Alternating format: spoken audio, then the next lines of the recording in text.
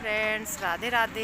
Welcome to my new blog. Guys, कैसे हैं आप सभी? उम्मीद करते हैं सभी लोग स्वस्थ होंगे, मस्त होंगे। फ्रेंड्स, अपने ब्लॉग की शुरुआत आज मैं छोटी सी कहानी से करती हूँ और जिससे जीवन की बहुत बड़ी सीख मिलने वाली है। एक परिवार में दादा और पोते रहते थे।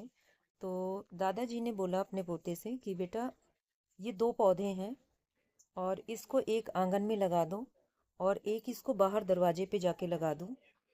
तो ऐसे ही पोते ने किया। एक पौधे को उसने बाहर लगा दिया और एक पौधे को अंदर लगा दिया, और दोनों में रेगुलर उसकी देखभाल करने के लिए दादाजी जैसे बताते थे वैसे ही उनका पोता करता था। टाइम बीतता गया फ्रेंड्स, और वो पौधे दोनों बड़े हो गए। लेकिन फ्रेंड्स, उन दोनों पौधों में एक फ़र्क दिखा। तो मतलब फ़र्क ऐसे, दादाजी ने ही पूछा पोते से कि बेटा, ये पौधे एक साथ लगाए थे, जब लगाए थे तब एक जैसे थे कि नहीं? तो पोते ने ही लगाया था इसलिए उसको पता था। उसने बोला कि हाँ दादाजी, दोनों पौधे एक ही जैसे थे। तो उसमें मतलब कि जब देखा अंदर बाहर, बोला कि आप देखो जाके बाहर वाले पौधे को और उसके बाद अंदर वाले पौधों को, एक जैसे हैं दोनों की नहीं? तो फिर पोता देखता है और बोलता है, नहीं दादाजी, जो बाहर वाला पौधा है वो तो बहुत ज़्यादा बड़ा हो गया है और बहुत हरा भरा है, पर छोटा जो ये अंदर वाला पौधा है वो थोड़ा, उसकी रिकॉर्डिंग मतलब छोटा भी है और उतना ज़्यादा हरियाली नहीं है उसमें, थोड़ा सा मतलब मुरझाया सा, उसमें उतना खिलापन नहीं है। उसके हाव भाव जो हैं उसको देख के थोड़ा सा ऐसा लगता है कि ये हष्ट पुष्ट नहीं है।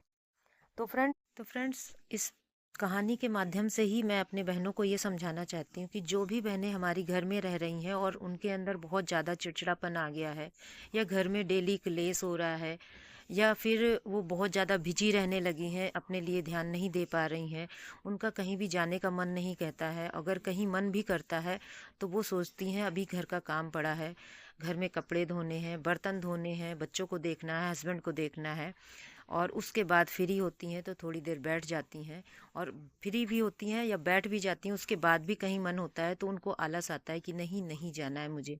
मतलब वो मानसिक रूप से एक तरीके से बीमार हो जाती हैं। वो अपने आप को वही कैद खाना, वही अपना घर समझती हैं, घर के अंदर ही उनको सब खुशी समझ में आती है।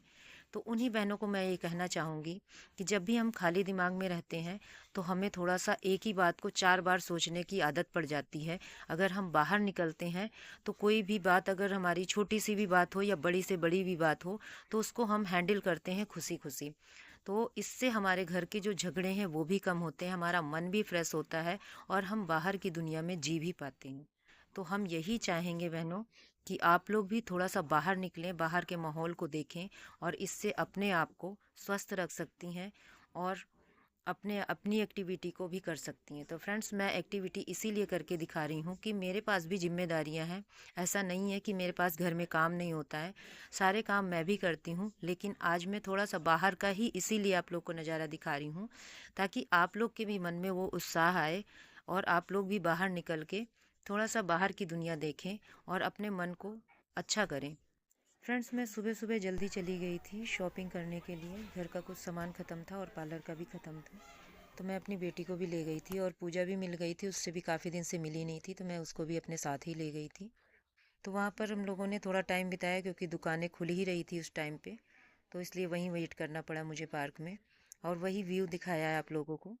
और उसके बाद मैं घर आ गई थी और घर पे मेरे क्लाइंट इंतज़ार कर रहे थे। सर्दियों की वजह से थोड़ा लेट ही आते हैं क्लाइंट, तो इसलिए मैं सोची कि सुबह सुबह जल्दी से अपना काम निपटा लूँगी तो मेरा दोनों काम हो जाएंगे और मेरा कोई काम रुकेगा नहीं।